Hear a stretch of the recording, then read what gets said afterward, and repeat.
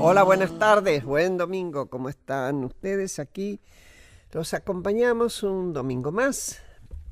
Pablo Marmorato, que está conmigo y después les va a pasar una visita. Y Claudio Acevedo, en la parte técnica, levanta los brazos agradecido. Sí, no sé, hay algún otro brazo por ahí, pero no distingo de quién. Pablo, vos querés pasar, Vamos. así ¿Cómo ya andás, después Graciela? nos metemos con los invitados. A todos los oyentes, a nuestros invitados. Y nos acompaña como cada domingo Tenaris, productos y servicios para la industria energética mundial, invirtiendo en el desarrollo de la Argentina, su industria y su gente. Y ya saben que pueden comunicarse con nosotros vía Twitter a @porqueradio o a la casilla de mail porqueprograma @gmail.com. Ya hemos escuchado decir que 1/3 de nuestra sociedad está por debajo de la línea de pobreza. Parecería, y ahora lo vamos a preguntar, que ha habido una pequeña disminución y veremos si es cierto y sobre qué ejes se mide esto. Haya disminuido lo que haya disminuido, no deja de ser para nosotros un drama. Sobre todo porque tengo la impresión, y esto quiero charlarlo con nuestros invitados de hoy, de que a los otros 2/3 mayoritariamente eso no se le constituye en problema. Ni en problema ético, ni en problema de consideración especial. Lo cual es lamentable. Y que tal vez en determinados ámbitos, si ese tercio no estuviera, no se sentiría para nada afectado. Sin embargo, existe. Es casi un insulto a nuestra ética. Es un insulto a nuestra ética hasta que lo resolvamos. Es un problema que ha ido creciendo, que no sé cómo se puede resolver, o sí sé, pero no sé los caminos. Sé que la asistencia social, y en buena hora existe, no alcanza a suplementar lo que en serio saca de la pobreza y pone en el lugar de la dignidad, que es el trabajo genuino. De todo esto vamos a charlar con gente que ya estuvo con nosotros y un invitado nuevo. Por un lado, Agustín Salvia, les recuerdo, él es sociólogo, y hoy es investigador del CONICET y del Instituto Gino Germani de la UBA. Además, dirige el Observatorio de la Deuda Social de la Universidad Católica Argentina y como tal se lo escucha muy a menudo y es muy respetada su palabra. Hugo Ambrosi, que es el que nunca había estado acá, es doctor en estadística, fue director del Instituto Provincial de Estadísticas y Censos de Santa Fe, y en la actualidad es asesor estadístico de la Auditoría General de la Nación. Hizo su último libro, es La República de los Datos, bases y puntos de partida para la Organización Estadística Nacional. Y otro conocido, Javier Lindenboim, él es economista, egresado de la Universidad de Buenos Aires, investigador también de CONICET, profesión de la UBA, y hoy dirige en la UBA el Centro de Estudios sobre Población, Empleo y Desarrollo, CEPED. Bueno, el tema está lanzado. Quien quiera meterse con él, con muchísimo gusto. Bueno, yo tiro una primera. Dale, recoges la toalla inmediatamente. Sobre el tema pobreza. A ver, sí. La definición de pobreza puede ser relativa en términos de su medición, la forma en que metodológicamente se lo mide.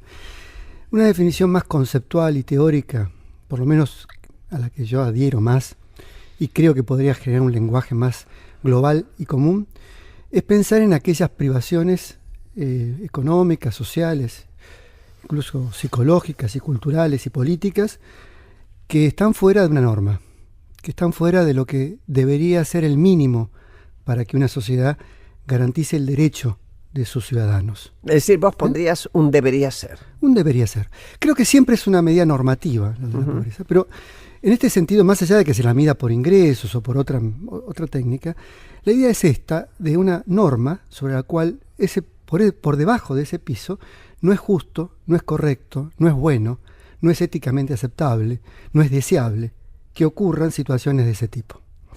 En Argentina venimos midiendo la pobreza por ingresos y esto tiene sus bemoles, sus problemáticas, pero también es una medida que marca un parámetro de los ciclos económicos, de cómo efectivamente fluyen las oportunidades de trabajo, la capacidad de compra y de consumo de la población. Podemos plantear que hay metodologías mejores, incluso a través de la medición por ingresos. Sin embargo, yo pongo ese punto, es decir, creo que el primer componente sería este. Después es relativo la norma también, porque es cierto que diferentes contextos internacionales podrían marcar un deber ser distinto. Sí. Entonces, y también depende mucho del grado de desarrollo económico, cultural y moral de una sociedad.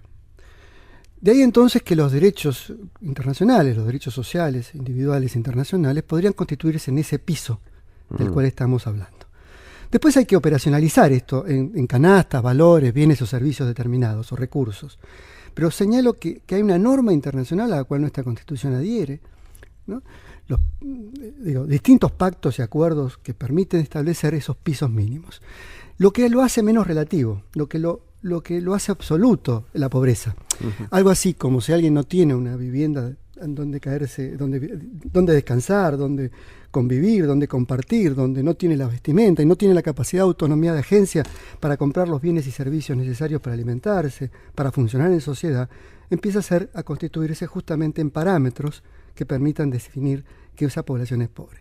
Y en Argentina, más allá de cómo la midamos, a nuestro juicio, existe un componente importante de la sociedad, más allá de los valores puntuales que le pongamos, que está fuera de esos derechos, que está carente del ejercicio de esos derechos y que está por fuera de lo que aparece como la norma de vida.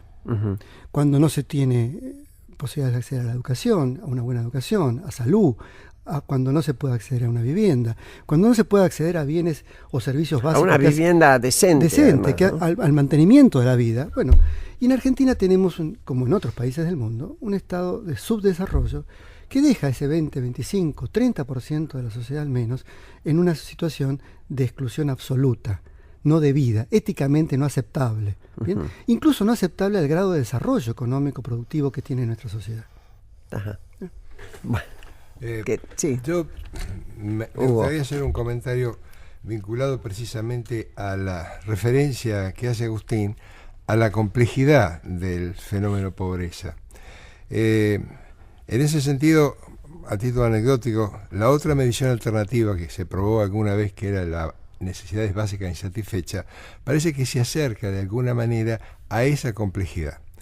Bueno, fue porque las primeras mediciones se hicieron sobre la base del censo del 80, y ahí se produce un fenómeno que yo quiero mencionarlo porque nos relaciona el rol que efectivamente tiene la estadística en la sociedad, el carácter productivo del reconocimiento de algo que se alcanza mediante su medición. O sea, la pobreza, como hecho, como fenómeno social, se constituye, a mi entender, en ese momento, cuando se la mide, yo recuerdo el mapa de la pobreza y una serie de elementos que cambiaron la visión que se tenía de esa cuestión. Efectivamente, al comienzo se mencionaba que aquí, al haber un 30%, por decir una cifra así, más o menos, alrededor de ese número, hay otro 70% que es el resto de la población, y entonces aparece el tema del vínculo, de la relación entre un sector y otro. Ahí me sonó a mí, cuando eso se mencionó, a una expresión que alguna vez escuché, población sobrante. O sea, una muy desagradable visión del tema es que, creo que lo decías, Graciela, al comienzo, y esto es así, pero entonces como que no hay cabida. Me parece que la situación es compleja, los desafíos de medición que se le plantean a la estadística son muy grandes, y yo en ese sentido quisiera hacer un comentario con respecto a de qué manera influyen estas cuestiones que hay que medir en la configuración del sistema estadístico. Pienso que es bastante ingenuo pensar hoy que una medición social o económica puede partir de simplemente un proceso de medición que se haga con los mayores cuidados metodológicos. Porque el proceso de medición estadística culmina recién cuando se interpretan los resultados. Y en la interpretación del resultado intervienen factores que dependen de dónde deriva cada uno de los intérpretes. Es decir, que hay una interpretación política, social política. Exacto, porque no es un sistema cerrado el resultado.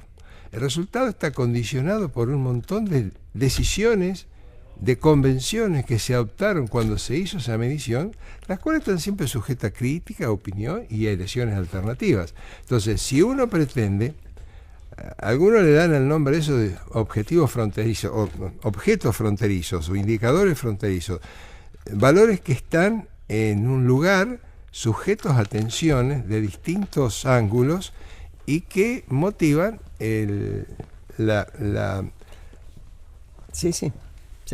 necesidad de reconocer una instancia cuando aparecen los resultados a la cual nos está conduciendo esta propuesta de objetivos de desarrollo sustentable, que tienen una batería muy grande de mediciones estadísticas, y esos resultados se sujetan a evaluación. Uh-huh. Esa evaluación es un proceso que en estos últimos 20 o 25 años se ha ido desarrollando y ha calado muy hondo en la interpretación metodológica que hacemos de los problemas y de su medición. Entonces, tenemos la evaluación de los procesos, la evolución de los resultados, pero lo fuerte y lo realmente decisorio es la evaluación del impacto, de cómo eso produce algún cambio en la vida de la gente. Es decir, poder analizar los resultados, después qué medida política se toma, si es que se toma. Claro, pero decía Agustín, por ejemplo, la agencia, o sea, si la acción que se toma permite mejorar las capacidades y entonces fortalecer la capacidad de agencia que tiene la persona para ejercer su libertad y entonces participar activamente del mundo en el que está, es un logro y esa evaluación ese impacto será positivo, porque no alcanza con conformarse que se repartieron tantas raciones y entonces está, porque eso que produjo efectivamente no es simple, no es fácil, hay toda una discusión en torno a esa cuestión, si existen parámetros o no, modelos o no, pero me parece que en ese sentido, a lo que conduce es a lo siguiente, la importancia, porque esos que van a hacer la evaluación, la comunidad de evaluadores que se llama, que provienen de distintos sectores de la sociedad, que constituyen los usuarios de la información estadística. Y entonces ahí encontramos el primer ausente en estos proyectos de ley que están circulando. O sea, proyectos que atienden mucho al proceso, a la técnica, a la metodología, pero no a la interpretación y la valoración social, que en última instancia es lo que nos interesa del resultado. Javier, ¿cómo impacta eso, si es que vos tenés idea, en el tema del empleo, que vos es una de las cosas que más has visto? Voy a dar una vueltita. Dale, todas las que quieras. Primero, para decir que me encanta el tono que está llevando la conversación, empezando por poner el énfasis en la complejidad de lo que estamos hablando. Uh-huh. Digo esto porque no son pocas las ocasiones en que se plantean estas cuestiones con la creencia de que se trata de cuestiones sencillas de la sociedad y que por lo tanto siempre hay a mano o en algún cajón alguna medida mágica que resuelve este importante problema. Está claro por lo que venimos conversando que no es eso. Ninguno de nosotros lo cree, que sea fácil, ni mágico. Pero yo no dudo de eso, pero para la gente que está escuchando, me parece que es útil recordarnos a nosotros mismos que de esto se trata, porque tan complicado es que hay tantos argumentos que tienden a, con o sin comillas, a probar que en las últimas décadas las condiciones de pobreza han empeorado para grandes sectores de la población, como si uno hace una mirada de largo aliento, reconocer que como el carácter relativo, no me acuerdo la palabra más precisa que usó Agustín al inicio, del propio concepto nos ubica en una consideración de momento histórico, de condiciones sociales, etcétera, que dan forma a la noción o a la categoría. Por lo tanto, si uno mira para atrás se da cuenta que los que somos viejos, cuando podemos comparar con nuestro propio recuerdo de décadas atrás, no dudamos en que las condiciones son efectivamente diferentes y en términos promedios no peores sino mejores. Por lo tanto, si todo esto fuera poco, además yo agregaría, no faltaron argumentos que han sostenido en muchas ocasiones que la cuestión de la pobreza era algo contra lo que podíamos actuar a través de la generación de empleo. Y no estoy hablando de la prehistoria. No. Estoy hablando del lenguaje cotidiano de la dirigencia política en Argentina, y no solo en Argentina, en el gobierno actual, en el gobierno anterior y en varios gobiernos anteriores, con el mismo énfasis. Y yo creo que tiene una parte de verdad, pero no es toda la verdad. Porque sin entrar en números, es notable la cantidad de familias que integran este mundo de la pobreza del que estamos hablando, que incluye a miembros que son partícipes activos del mercado laboral. Por lo tanto, digamos, me permito agregar esta cuota adicional de complejidad. Ahora, ¿cómo influyen? Yo creo que por lo que acabo de decir, en mi cabeza hay un ida y vuelta en términos de las condiciones en que funciona el capitalismo moderno y este fenómeno de la pobreza que incide con mayor o menor intensidad en distintas sociedades, y no solo de América Latina, aunque se dice, creo que con razón, que si no somos de las zonas del planeta más pobres, sí somos de las más desiguales. Sí. Y acá viene otro punto que a veces yo me siento que si lo pienso estoy haciendo un análisis políticamente no correcto. Y yo reconozco que en el mundo académico hay preferencia por identificar como problema central el problema de la desigualdad frente a el problema de la pobreza. Y yo con pudor confieso que no estoy totalmente seguro. No solo por la chicanera argumentación que una sociedad igualitaria y miserable no es lo que en mi fantasía aspiro, ¿sí? Sino porque, sin menospreciar los efectos no solo directos, sino especialmente indirectos, socioculturales, etcétera, genera la desigualdad. Sin embargo, lo que me parece que la consideración efectiva, relevante, pertinente y que genere intervención estatal en materia de pobreza, en mi cabeza aparece con una prioridad que yo no le dejaría el paso a otro. Pero lo digo... Entonces vos decís, el Estado tiene que estar presente. Sí, claro que tiene que estar presente, pero tiene que estar presente apuntando a,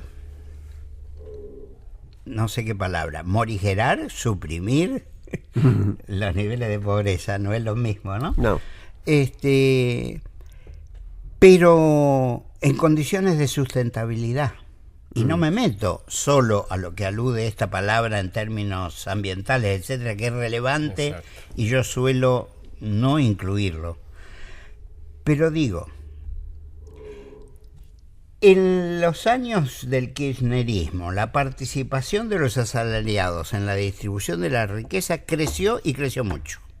Una buena parte de la explicación de ese cambio numérico estuvo originado en un modo de hacer funcionar la sociedad que, para simplificar para nosotros y para los oyentes, digo, los subsidios. Y con eso entendemos. Sí, sí, sí. Ahora bien, eso es una condición ventajosa, socialmente hablando, pero no era sustentable.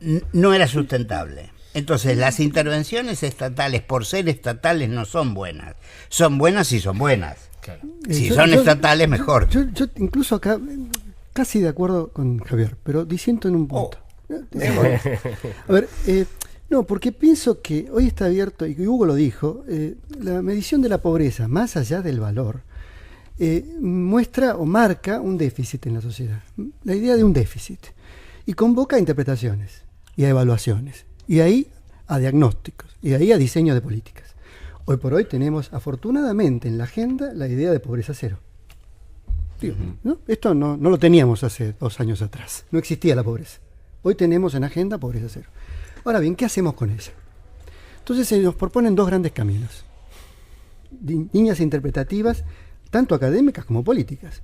A ver, una línea es población que necesita ser subsidiada, ser asistida, ser apoyada hasta que pueda, vía capacitación, educación, oportunidades, insertarse en el mundo moderno. ¿Bien? Con el convencimiento, aunque no sea tácito y explícito, pero sí con la convicción de que eso va a ser muy difícil. ¿Bien? ¿Bien? Y que por lo tanto va a requerir de por vida esta y otra generación mantenimiento de subsidios. Así es. Y esto no es inviable. Un buen sistema recaudatorio, un buen sistema fiscal capaz de generar ingresos, son muy baratos los pobres. Mejor sistema son muy fiscal, baratos, pero son 0,5% del PBI las asignaciones. ¿Bien? Son económicamente muy baratos. Pongámosle 1% del PBI. ¿Bien? Dupliquemos las asignaciones y los programas sociales. Hagamos un esfuerzo de esa naturaleza y pidámosle a las clases medias o a los generadores de excedentes y de ingresos fiscales un plus. Una filantropía. ¿Bien? Sí. Un acto filantrópico. Mantengámoslos en situación de subsidiadanía, pero hagámoslos que sean pacíficos. Que haya cohesión y paz social. Y que sobreviven. ¿Cuál es el otro escenario? Yo después te voy a preguntar sobre el tema paz social. Sí. Pero el segundo escenario es el escenario, necesitamos política de desarrollo. Política de desarrollo que los incorpore a través del mercado de trabajo. Pero hoy políticas de desarrollo con crecimiento económico, que en parte el gobierno apunta y promete, este gobierno, como otros, que el crecimiento generará empleo y que ahí superaremos la pobreza, como decía Javier. Sin embargo, también se sabe que ese crecimiento no va a generar empleo para todos. Así es. Y eso no se dice. ¿Bien? Y se sigue con el mito de que no se dice, y se dice estimulamos el emprendedurismo. No, o la oferta, que esa gente se eduque, se capacite, sí. Y que porque finalmente las inversiones lloverán y vendrá la capacidad de incorporarlos. No es cierto. No es cierto. No va a ocurrir eso. ¿Bien? Entonces, hay una vía de desarrollo que no es el crecimiento de las inversiones y las nuevas tecnologías, sino es que reconocer el problema de que tenemos una economía social, una economía popular, que la gente pobre, como dijo Javier, no es que no trabaja, trabaja y mucho. ¿Sí? Se dedica mucho tiempo a la subsistencia. No solo vive de programas sociales, vive de changa, de trabajo. Participa en mercados de trabajo. Buena parte del servicio doméstico. Todo el trabajo negro. Esa economía social, en tanto la economía formal la reconozca, y los economistas entre ellos, que existe una economía que no participa del modelo central capitalista, tal vez se pueda llevar adelante políticas de desarrollo, invirtiendo en sus capacidades productivas y su capacidad de crear empleo en la microemprendimiento, en la microempresa, no el emprendedurismo, en una economía que tiene que ser subsidiada, pero no el subsidio para el consumo, sino el subsidio para la producción de riqueza. Ese sería otro modelo, no es fácil, pero digo, este sería otro modelo posible. Es un desafío para la política. En cualquier escenario lo que tenemos es que la verdad es que hoy tenemos en Argentina población sobrante. Masa marginal, decía Pepe Nun. ¿Bien? Población sobrante que parece que este capitalismo naturalmente no necesita. Por lo tanto, ¿cuál es la responsabilidad del Estado? ¿Qué hace? ¿Brinda subsidios o promueve el desarrollo? Seguimos enseguida.